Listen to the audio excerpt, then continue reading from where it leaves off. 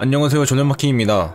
이번 라운드 최고의 빅매치인 맨시티와 첼시의 경기가 펼쳐졌는데요. 맨시티는 첼시를 상대로 1대0 승리를 거두면서 이번 시즌 리그 더블을 달성했습니다. 또한 리그 12연승을 기록하게 되었고, 리그 2위 리버풀과의 승점차를 11점으로 벌리면서 압도적인 선두를 수성했습니다. 펩은 한 가지 변화를 주었는데요.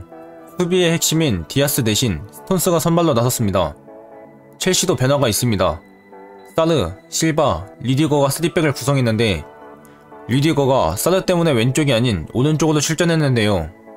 이선에는 마운트 대신 지에으, 필리식이 선발로 나섰습니다. 경기는 맨시티의 압도적인 승리였습니다.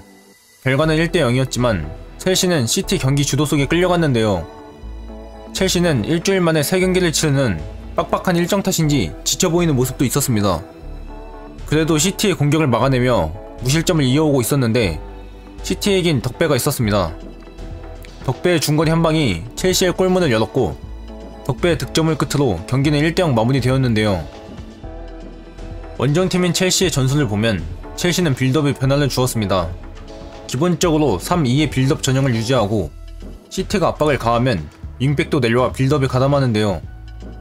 윙백까지 많게는 7명의 선수가 빌드업에 가담하면서 최대한 짧은 패스를 통한 빌드업을 노력했습니다. 하지만 시티가 전방 압박을 강하게 가할 때는 무리하지 않고 롱볼로 전방에 볼을 보내는데요. 루카쿠 쪽으로 보내거나 측면 뒷공간으로 롱볼을 투입하려고 노력했습니다. 시티는 라인을 높게 올리는 팀이기에 뒷공간이 많았고, 루카쿠의 피지컬을 활용한 롱볼 빌드업을 자주 시도했던 첼시입니다. 첼시는 공격보다도 수비적인 밸런스를 우선시했는데요. 투열이 의도했는지는 모르지만 공격 상황보다는 수비하는 상황이 많았습니다. 수비 시에 5-4의 형태로 루카쿠는 전방에 남고 9명의 선수들이 두터운 수비 전형을 만들었는데요. 좋은 수비 집중력으로 하프 스페이스를 가장 잘 활용하는 시티에게 공간을 잘 내주지 않았습니다. 하프 스페이스 공간이 뚫리더라도 중앙에 많은 수비진들이 컵백이나 크로스를 잘 끊어내면서 시티의 공격을 막아냈는데요. 수비 이후에는 코바치치의 탈압박 능력을 활용하거나 빠른 전진 패스로 루카쿠가 미끼 역할을 해주고 이선 자원들이 전방에 침투하는 모습들이 있었습니다. 다만 첼시는 개개인의 문제가 컸습니다. 수비에서 가장 큰 문제를 드러낸 것은 왼쪽이었는데요. 알론소는 발이 빠른 스털링에게 완전히 털렸습니다. 전반 7분 만에 스털링을 막다 경고를 받기도 했고, 뒷공간을 자주 노출하면서 수비적으로 불안한 모습을 자주 보였는데요. 말랑사르도 불안한 모습을 보였습니다. 류디거 대신 왼쪽 스토퍼로 출전한 사르인데 류디거의 역할을 제대로 수행하지 못했습니다. 수비적으로는 괜찮은 모습을 보이긴 했으나 빌드업에서 실수가 많았는데요.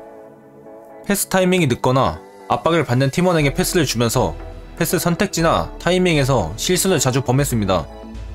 결국 왼쪽에서의 빌드업이 원활하게 이루어지지 못했고, 결국 시티의 압박에 터무니없는 롱볼이나 패스로 소유권을 쉽게 내줬습니다. 첼시의 가장 큰 고민거리는 공격진인데요. 루카쿠는 전반전, 후반전 각각 찬스가 한 번씩 찾아왔었습니다.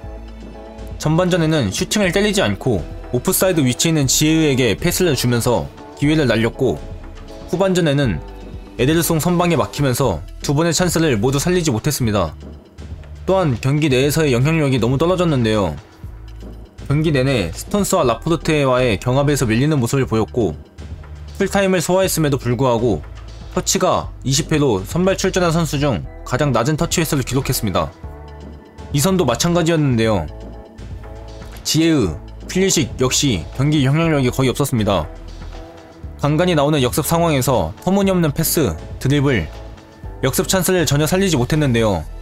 교체로 출전한 오도이, 베르너도 영향력이 거의 없었고, 마운트는 후반 81분에 출전해 경기에서 영향력을 끼치기에는 너무 적은 시간이었습니다. 그에 반해 맨시티는 모든 선수가 좋은 모습을 보였고 경기 주도권을 바탕으로 승리까지 따냈는데요. 시티는 첼시와 달리 많은 빌드업 형태를 통해 안정적인 후방 빌드업을 구사했습니다. 총 3가지 정도의 빌드업 형태를 보였는데 워커, 실바의 위치에 따라 빌드업 형태가 변화했는데요. 우선 3-2의 빌드업 형태입니다. 칸셀루는 전진하고 워커, 스톤스, 라포르테의 3백, 앞에는 실바, 로드리가 위치하면서 3-2의 빌드업 형태를 만들었습니다. 다른 하나는 2-3의 형태인데요. 두 명의 센터백 앞에 로드리, 측면 풀백들이 위치한 2-3의 형태, 마지막으로는 3-3의 전형입니다. 워커를 포함한 3백, 로드리, 실바, 칸셀로가 앞에 위치하는 3-3의 빌드업 형태를 만들었습니다. 첼시의 압박식 전형을 보면 중앙 미드필더, 이선, 루카쿠가 오각형 형태를 만드는데요. 오각형 안에 로드리를 위치시키면서 로드리를 통한 빌드업을 방해하기 위해 노력했습니다. 하지만 시티는 다양한 빌드업 형태와 로드리가 막히면 실바, 칸셀로 등 빌드업에서 뛰어난 모습을 보이는 선수들이 많아 큰 문제가 되지 않았습니다.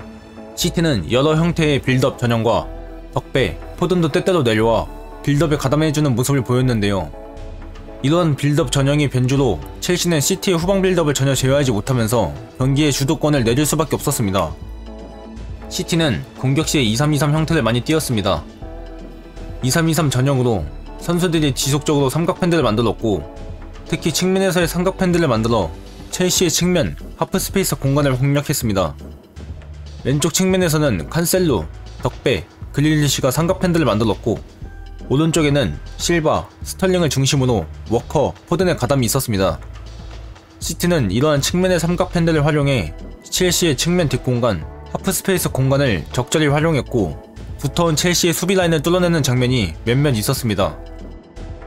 다만 시티의 공격에서 아쉬운 점은 펄스 라인을 사용했을 때의 단점이 극명하게 드러났습니다. 측면과 중앙에서의 수적 우위를 통해 경기를 주도해 나갔고, 첼시의 측면, 하프스페이스 공간을 간간히 뚫어내는 모습이 있었는데요. 최전방 공격수로 출전한 포드는 전방에 위치하기보다 3선에 내려와 빌드업에 가담하기도 하고 측면에서 수적 우위를 만들어주는 역할을 맡았는데요. 이때 포든이 자리를 비우면 미드필더, 윙포워드들이 적절히 박스 안으로 침투해주면서 박스 안 숫자를 늘려줘야 하는데 그러지 못했습니다. 측면에서 컷백하는 장면들을 보면 박스 안에서의 숫자가 적어 팀에게 연결되는 경우가 적었습니다. 정확하게 연결시키려 하면 첼시의 수비진에 끊기면서 박스 안에서의 답답한 모습을 이어갔는데요. 그럼에도 맨시티가 승리할 수 있었던 이유는 덕배의 존재입니다. 덕배는 시즌 초 부상 여파로 인해 부진하는 모습을 보였고, 덕배답지 않게 리그에서 도움 기록이 한 개밖에 되지 않는데요. 하지만 12월달 들어 리그에서만 3골을 기록하면서 도움보다 득점력을 끌어올리고 있었습니다. 이날 경기에서도 중거리 원더골을 득점하면서 팀 승리에 크게 기여했는데요. 첼시는 이날 경기 패배로 시티와 승점 13점 차로 벌어지게 되었고, 사실상 리그 우승 경쟁에서 이탈했다고 해도 과언이 아닙니다. 반면 시티는 리그 12연승을 달성하면서 리그에서 압도적인 선두를 달리게 되었는데요. 리그에서의 펩시티는 절대 강자구나라는 생각을 다시 들게 하는 이번 경기였습니다. 오늘 영상도 봐주셔서 감사합니다.